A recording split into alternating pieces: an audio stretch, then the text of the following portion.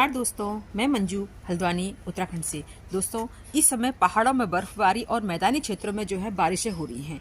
उससे ठंड का सीजन और ठंड के सीजन में प्लांट की मिट्टी प्लांट वैसे ही नहीं सूखती, गमलों में जो मिट्टी होती है, और बारिश के उससे अगर प्लांट प्लास्टिक के पॉट में लगा हो गया तो समझ लीजिए आपके कई प्लांट इस समय मर जाते हैं। तो आज मैं आपसे बात करूंगी ऐसी कौन सी चीज़ है जिससे कि हम ये अपने प्लांट को मरने से बचा सकते हैं। बारिश के बाद अपने प्लांट को कौन सा फर्टिलाइजर देना चाहिए जो उनको गर्मी देगा और उनमें फंगस पैदा नहीं होने देगा, बहुत हेल्पफुल रहेगा उनके लिए। तो मैं आज आपसे ऐसे 2 फर्टिलाइजर शेयर करूंगी। अगर आप उनको मिलाकर देते हैं तो उसके फ़ायदे देखते ही बनते हैं।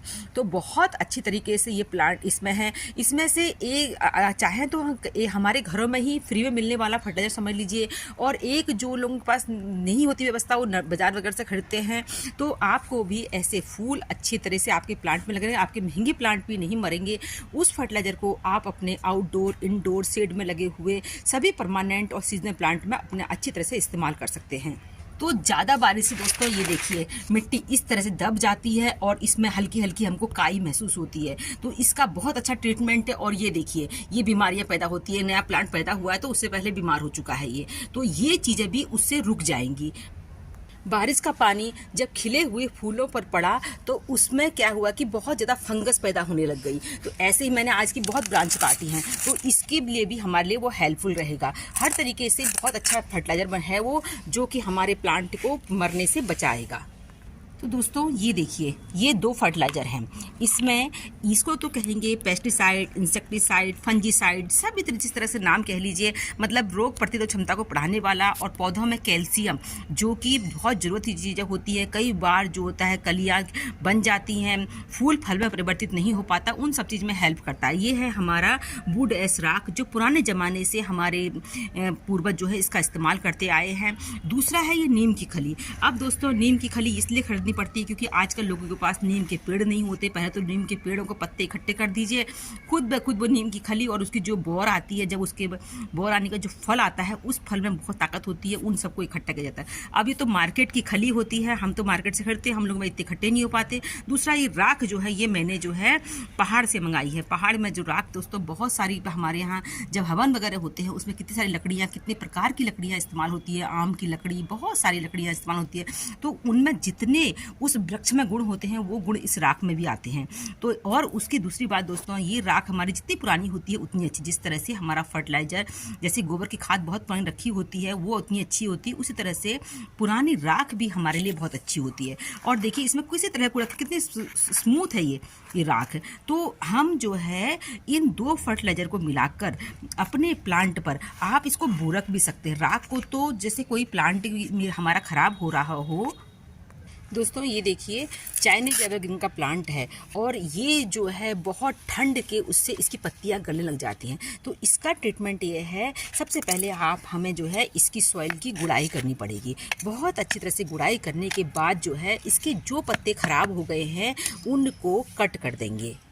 ये प्लांट पाला और ठंड को पसंद नहीं करता, उसी खराब होता है। इसके बाद दोस्तों इसके ऊपर से हम हल्की हल्की जो इसके पत्ते हैं इन पर राख को बुरक देंगे। इस तरीके से राख बुरक देंगे, वो राख नीचे पहुंच रही है। और जो नीम खली और ये राख है दोनों का मिक्स पाउडर जो है इसकी जो मिट्टी है, सॉइल है, उसमें डालेंगे। इसको जो है पत्तों के ऊपर नहीं डालेंगे नीम खली, क्योंकि नीम खली पत्तों के ऊपर जो है बैठ जाएगी और वो प्लांट को ख़राब करेगी।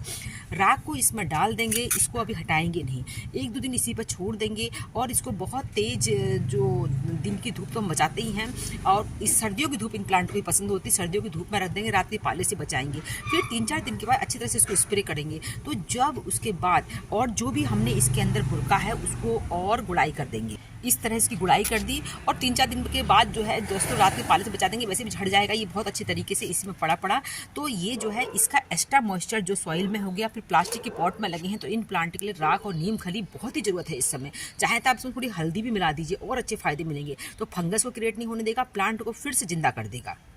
इसका इस्तेमाल दोस्तों हम अपने महंगे सस्ते सभी तरह के प्लांट में कर सकते हैं। जैसे मेरा देखिए ये टाइगर रोज ब्लूम हो रहा है, तो टाइगर रोज की ये मैंने पहले तो इनको ऐसे प्लांट को आपको ऐसे सॉइल में लगाना चाहिए, बेल्ट एंड सॉइल बढ़िया होती है। उसके अलावा इनको मिट्टी के पॉट में लगाएं। मिट्टी के पॉट ज़्यादा पानी एब्जॉर्ब नहीं करते, कुछ समय के बाद उनमें पानी एवोपरेट हो जाता है। पर इसकी जो है आप गुड़ाई करके रिंग जैसी बना दीजिए, इसमें बुरकने की ज़रूरत नहीं पड़ती है। अगर प्लांट बहुत ज़्यादा डैमेज है तो बुरकना पड़ता है, नहीं तो इसमें चारों तरफ से ये राख और मिट्टी का मिक्सर, राख और मिट्टी का मिक्सर जो है इसकी हम एक इस तरह से डाल देंगे पूरे चारों तरफ से ऐसे, और फिर मिट्टी से इसको दबा देंगे।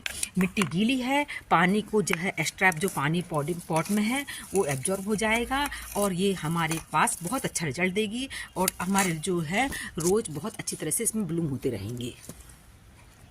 अपने अगर आपने सब्जी वाले प्लांट लगा रखे हैं दोस्तों, तो उन पर तो इस समय राख का प्रयोग जरूर करना चाहिए। लहसुन है, प्याज है, टमाटर है, हरी मिर्च है, इनको बहुत ज़रूरत होती है।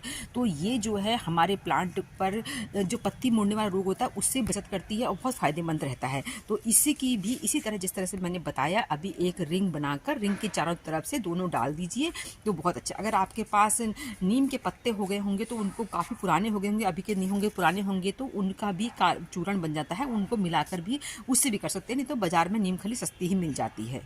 अब मैं इस राख और नीम खली का प्रयोग दोस्तों अपने सारे प्लांट, इसको पानी में घुल के नहीं देना है इस समय क्योंकि वैसे ही एक्स्ट्रा मॉइस्चर प्लांट में बहुत ज़्यादा चल रहा है, तो इनको जो है पानी में ना घुल के इनको सीधे डायरेक्ट इस तरह से दीजिए तो एक्स्ट्रा मॉइस्चर को एब्जॉर्व कर लेंगे। इसमें हल्के हल्के देखिए कोयले होता है, ये बहुत ज़्यादा मॉइस्चर को एब्जॉर्व करता है, तो बहुत फायदेमंद रहेगा। उम्मीद करती हूँ आज की जानकारी आपको पसंद आई होगी। आप भी अपने प्लांट पर जो भी बीमारियाँ लग रही हैं, इंसेक्ट का अटैक हो रहा है, उनसे बचाने के लिए बहुत देसी अपना जो फर्टिलाइज़र है इसका इस्तेमाल करेंगे। तो फिर मिलते हैं किसी दूसरे वीडियो में, तब तक के लिए नमस्कार।